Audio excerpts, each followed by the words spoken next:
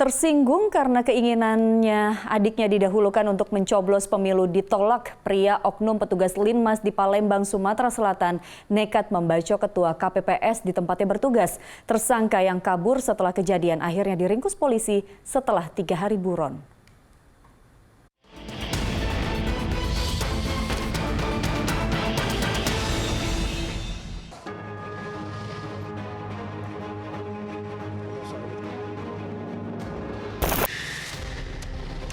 Sejumlah aparat mendatangi TPS 27 Jalan Lebak Malang, Kelurahan 30 Ilir, Kecamatan Ilir Barat 2, Palembang, Sumatera Selatan.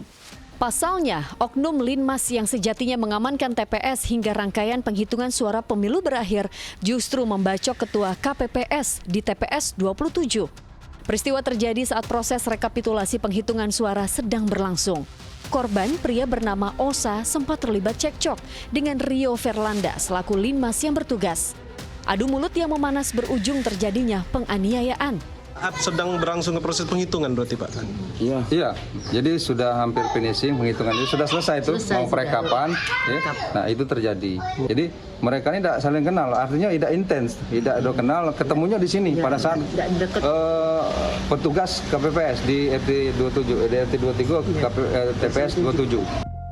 Usai menganiaya, pria berusia 34 tahun itu pun kabur melarikan diri.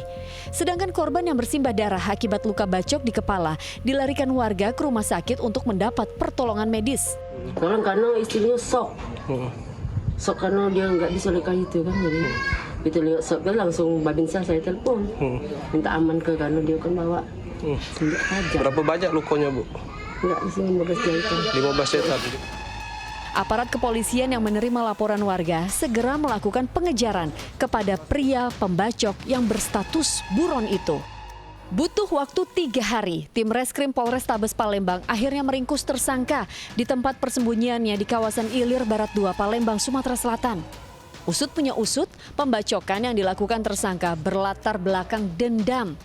Berawal dari kedatangan sang adik ke TPS untuk mencoblos ditemani istri tersangka yang tengah hamil. Ia kesal dan tak terima dengan perkataan korban yang menolak permintaannya agar sang adik didahulukan saat pencoblosan di TPS tempat yang bertugas itu. Puncaknya, saat rekap penghitungan suara dilakukan, mimik wajah korban yang seolah menghina membuat tersangka naik pitam hingga keduanya pun terlibat cekcok. Tersangka pulang ke rumah mengambil sebilah senjata tajam. Ia lalu kembali ke TPS dan menyerang korban. Minta dispensasi supaya didahulukan.